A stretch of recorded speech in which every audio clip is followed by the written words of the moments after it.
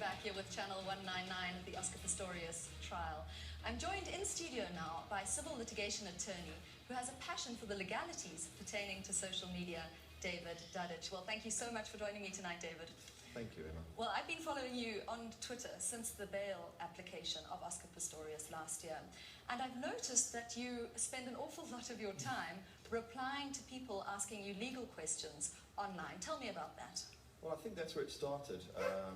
The bail application last year, a lot was being said and done without the influence of the channel media. There was very limited access to the bail.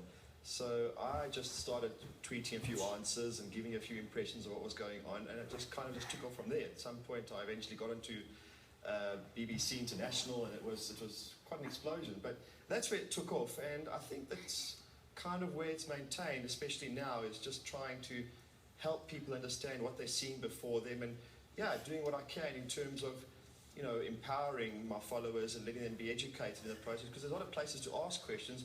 I'm not sure if they'll always get answered. So I think that's the point. And that was very specifically mentioned by Judge Mlambo in his decision to grant the level of media access, which has been allowed so far in this trial, was to empower people, to educate them about the court system. Well, I think that's the point. I mean, I was quite vocal in a bit of a debate with a well-known radio DJ recently about whether this is more sensationalist or whether it's educational. And I was very vocal in the sense that I thought open justice is very, very necessary in this country, and I think that the transparency and the learning curve, I struggle with witnesses all the time in terms of trying to prepare them for trial. They didn't know what they're going to be in for trial, and what they've learned just in this week is, well, I suppose one can't put a lid on it, quite frankly, Well, social media has played an absolutely crucial role in reporting it, and we've seen the judge talking about Twitter on a number of occasions. What have you noticed about how the judge has dealt with social media so far in the courtroom? Well, with all due respect, I thought she made a bit of a mistake yesterday, but I don't think she'd been advised as to exactly how Twitter was different to audio and visual, and how Twitter was already around in all the other matters, and it was pretty much par for course. So I think when she just threw Twitter into the pot yesterday, I think it was pretty much without advice. But overnight, and I even tweeted that, I said I think she's going to probably be advised overnight, and she'd come out and rectify that in the morning.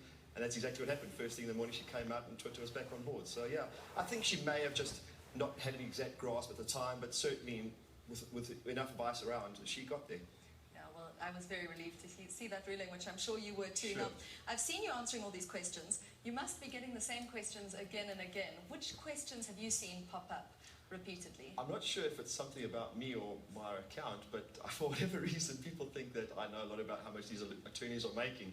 I've been practicing a long time, and I do have an understanding of what fees are about and how much lawyers can make. And yeah, I think that's the one that I get thrown at a lot of time. But yeah, there's a lot of repetitive stuff. And what I've actually done is try to make my answers available on other people's timelines. I put a little dot before the handle. I'm not sure people care for it too much. I'm sure I've been muted across the board. But in that sense, I've tried to make the answers available to all my followers so that I don't get as much of the same thing. But yes, I do get a lot of the same questions. Well, on that question of how much they're earning, I've been asked many times how much is Barry Rue charging on a daily basis, bearing in mind that advocates charge a daily fee. But I think that people aren't really realizing that he's not the only one who's there on behalf of Oscar. Talk us through the rest of his legal team. Well, there's Kenny Aldridge, who we know sits to the right, and he's got that stare-down job, I think it is, just to make the witnesses sweat in the box even more than they already are. Behind him sits Brian Weber, who's a well-known and well-respected attorney in the country. To his left is a blonde lady. I'm not sure if she's an associate of Brian's or what. I believe she's a candidate. She's charging a daily rate, and that excludes what they're paying every day now while they're in trial. But you can be sure they're prepared for weeks and months before. They're working on the weekends, and all the experts have also been paid to come and deliver testimony in due course. So the bill is going to be enormous. It's something that the common man won't have access to. And again, it's scary. Justice is that expensive, but unfortunately when one wants to fight a big case, one pays. I'm afraid it is very, very expensive indeed. Now, we've asked you to highlight in the course of the day some tweets which caught your attention. So those are going to pop up on screen for us now, but maybe talk me through the first one, which is where somebody says to you, does the prosecution generally call their strongest witness first? If so, this can't bode well for the forensic evidence. Well, that was said to me in the beginning. I actually just liked the question because, again, it's educational. It just shows that people don't quite have a grasp of how things work. And that was at the time the Burger witness came into the box. And you know, my reply quite simply was no. It was the opening witness in terms of the state wanting to tell a story. And they felt that the story started with the neighbour hearing the scream, obviously.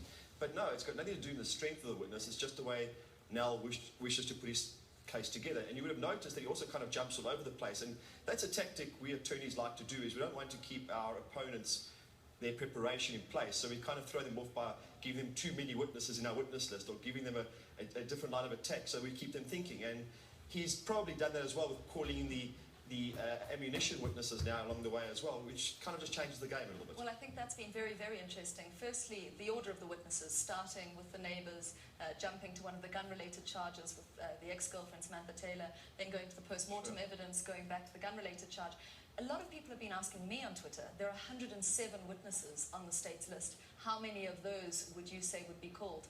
What's your experience about that kind of thing? I think it's how long is a piece of string. I just couldn't guess. I mean, he's got 107 witnesses. I can't imagine he'll go through all of them. But I think it comes down to the strength of the witnesses. If he feels that some of them are dying along the way, he may have to bring in reinforcements. And of course, that word dying used figuratively. I've been in this particular myself. You know, you prepare and you bring what you believe is the right amount of witnesses to trial, and along the way you're suddenly making calls to fly people in because you've realised that things have turned on their head while you're in trial.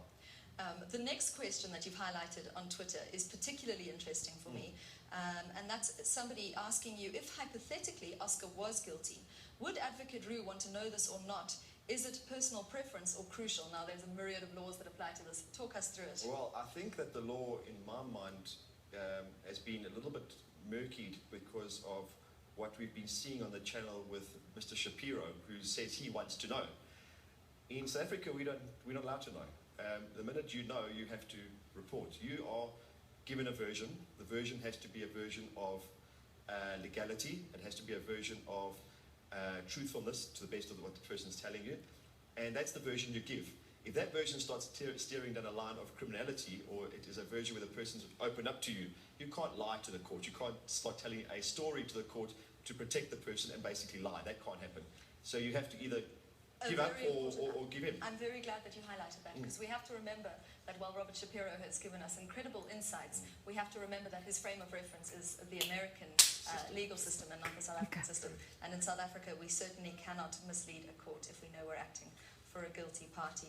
Well, I think that we should just finish it by saying that social media really has been an absolute game changer, and we've seen that the judge make an unprecedented ruling prohibiting various media from identifying witnesses visually, so not publishing pictures, because they've come under attack on social media. What do you say about that? I find it difficult to reconcile it, to be honest with you. I mean, most of these people have got Facebook accounts. Most people, one can Google. I mean, I know Miss Berger was or is a professor. These things, this kind of information is very accessible. I do understand it though, because having a visual to a person suddenly allows for snickering and elbow pushing in restaurants and places in the public. So suddenly that person's face is not something you went to the search, it's now broadcast on TV. So the minute that person walks past you in a restaurant or in a nightclub or a shopping mall, there's already a recognizability there, which probably doesn't exist if they're not visually seen. But yes, I do understand that there's two schools of thought as to what is really protected, and can it really be protected in light of Facebook. But I do also understand I wouldn't want to be seen in a shopping mall with my kids and people are sort of pushing elbows, you know. Yeah, absolutely fascinating insights. Well, thank you so much for coming in, and thank you for answering everybody's questions on Twitter, and keep up the very good work. Remember, if you'd like to follow David Dadic on Twitter, his handle is @DavidDadic. We'll be back after the break, but remember, if you'd like to join the conversation, we're following hashtag What do you think? Our Twitter handle is, of course, OscarTrial. Wait, is it cool to see Dad on there? Facebook.com/OscarTrial. Hey? Was it cool to see Dad on TV? Yeah. Please get involved, and we'll be back. What show was it? 199. Yeah, but what's it called? What did you say? It's the lawyer show. It's a lawyer show. Okay, blow a kiss and then I'll stop. Mwah.